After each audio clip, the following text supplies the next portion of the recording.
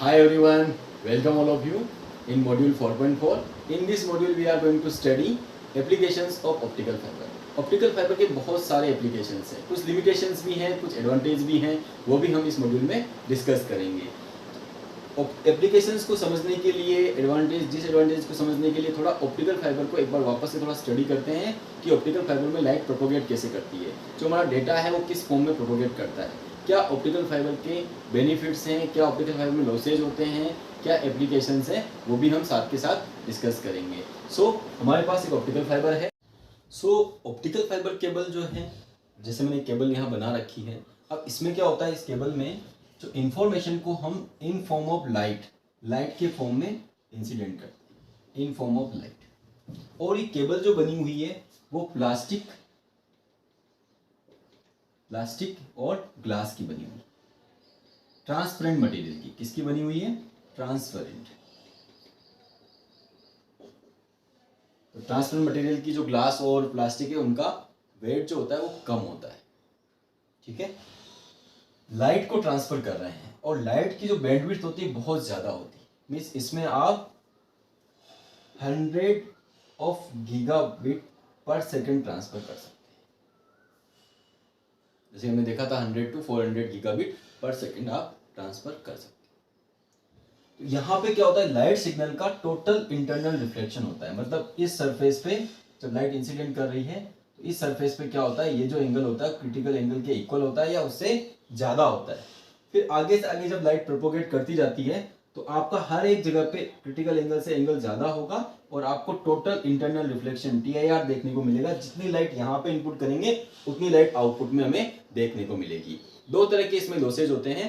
Bending loss, जो हम यहाँ बेंड कर रहे हैं, कभी कभी क्या होता है क्योंकि जहां पे हमने इसको बेंड किया है वहां अगर ये क्रिटिकल एंगल θc की वैल्यू जो है वो कम हो गई, थीटा की जो वैल्यू है, जो यहाँ एंगल बनेगा वो क्रिटिकल एंगल से कम हो गया, तो यहां से इंफॉर्मेशन लीक हो जाएगी, यहां से इंफॉर्मेशन लीक हो जाएगी। तो बेंडिंग लॉस कुछ होते हैं जब हम बहुत ज्यादा बेंड कर देते हैं। आजकल तो हम कितना भी बेंड कर सकते हैं, जो ऑप्टिकल फाइबर केबल आ रही है, बट ये लिमिटेशंस थी ऑप्टिकल फाइबर की कि अगर उसको हम बेंड करते हैं तो हो सकता है सिग्नल हमारा लॉस हो जाए।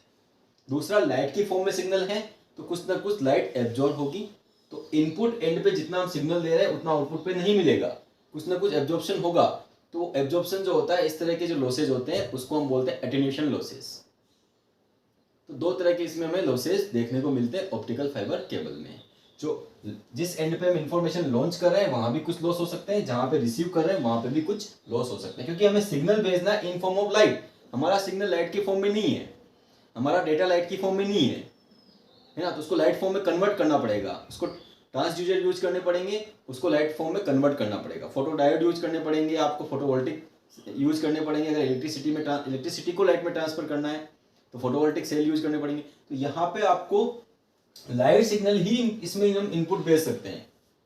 सपोज मुझे लाइट यहाँ पे लाइट को फोकस करना है तो मुझे क्या करना पड़ेगा, लेजर लाइट को यहाँ से इंसिडेंट करना पड़ेगा। जैसे आपने देखा बहुत सारे इसके एप्लीकेशन है ना। तो एप्लीकेशन क्यों है, उसको समझने के लिए इसकी क्या प्रॉपर्टी है, क्या बेनिफिट है, क्या एडवांटेज है, क्या डिसएडवांटेज है, उसको हमें समझना पड़ेगा, तभी जाके हम इसके एप्लीकेशन की बात कर पाएंगे। तो इसका एडवांटेज क्या है कि लाइट वेट है, वेट बहुत कम है, क्योंकि हम प्लास्टिक यूज कर रहे हैं, ग्लास यूज कर रहे हैं, तो मेटेलिक वायर के कंपेरिजन में वेट कम है। तो जो भी एयरक्राफ्ट वगैरह बनते हैं मिलिट्री के, या रॉकेट वगैरह जो हम बेचते हैं, सैटेलाइट हम बेचते हैं, जहां हमें वेट को कम करना है और केबल्स यूज करनी है, तो हम ऑप्टिकल फाइबर यूज कर सकते हैं। हाई स्पीड, इसकी जो बैंडविड्थ होती है बहुत ज्यादा होती है। मेटेलिक वायर 1 गीगाबिट, बट इसकी जो स्पीड है वो 100 to 400 तक जाती है गीगाबिट। तो ये बैंडविड्थ है इसकी बहुत ज्यादा है, बहुत ज्यादा सिग्नल हम इसमें भेज सकते हैं। तो आपने देखा होगा जो सी वगैरह होते हैं उसमें हमने ऑप्टिकल फाइबर केबल बिछा रखी, इंटरनेट डेटा ट्रांसफर करने के लिए हमने इतनी ऑप्टिकल फाइबर केबल बिछा रखी है, आप देख सकते हो ना।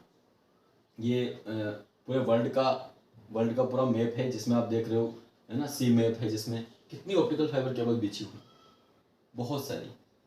पूरा का पूरा हमने इसको डिस्ट्रॉय कर दिया है, मतलब इतनी केबल्स एनिमल्स को कितना हार्म कर रही होगी ना।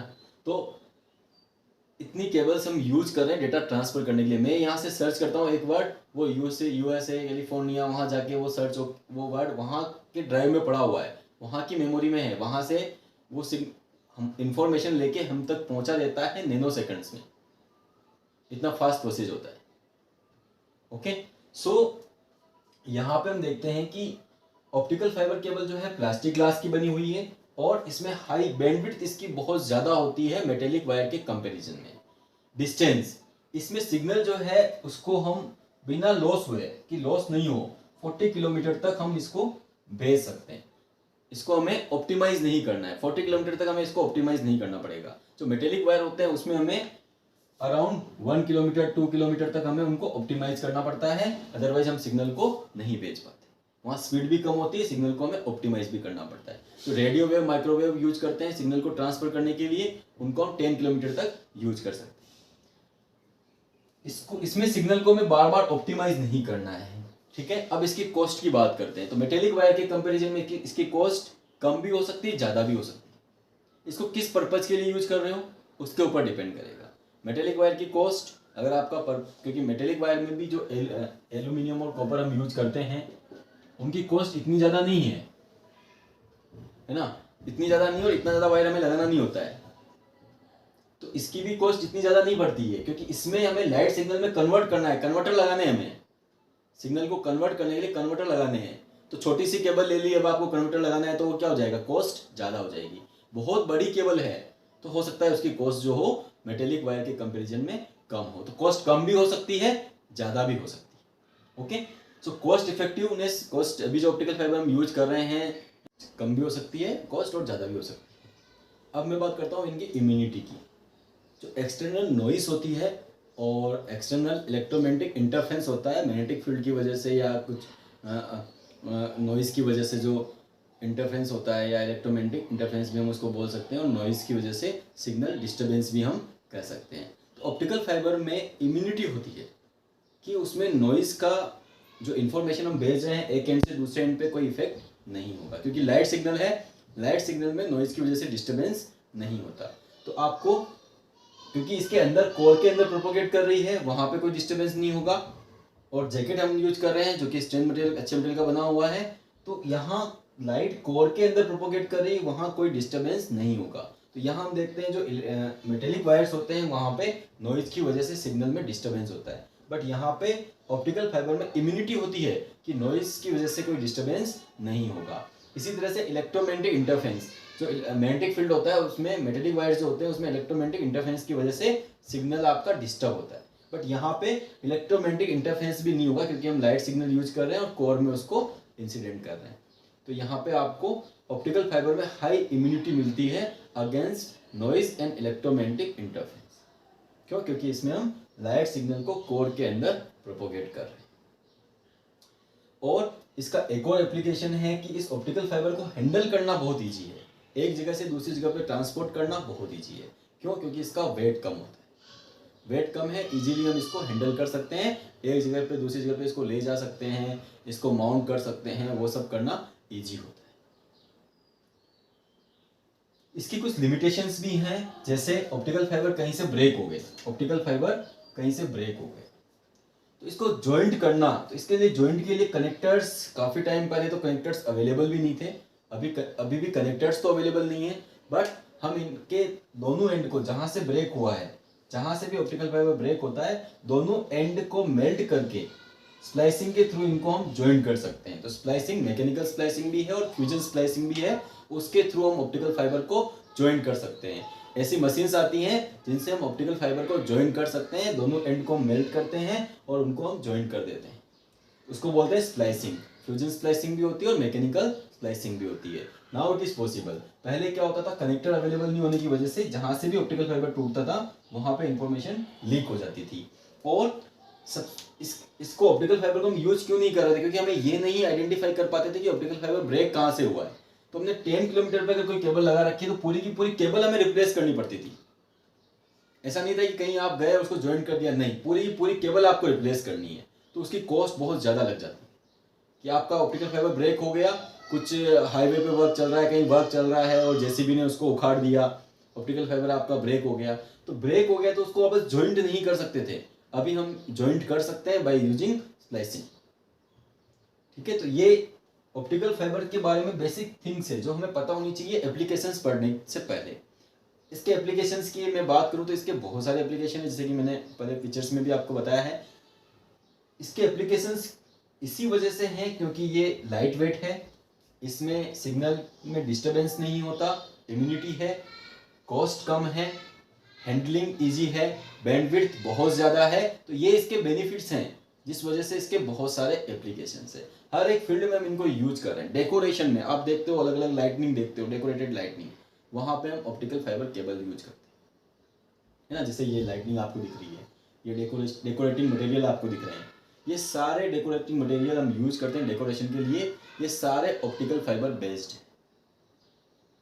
एयरक्राफ्ट्स में जहां हमें एयरक्राफ्ट्स का वेट कम करना होता है वहां पे हम ऑप्टिकल फाइबर केबल यूज करते हैं। और जहां पे हमें सिग्नल को भेजना है, बहुत ऐसी जगह पे भेजना है और वहां पे हमें लाइट, हम मेटेलिक वायर नहीं भेज सकते, मेटेलिक वायर यूज नहीं कर सकते। किसी पेशेंट की बॉडी में हम मेटेलिक वायर, लाइट बल्ब लगा के मेटेलिक वायर नहीं डाल सकते, है ना, वो हम नहीं कर सकते।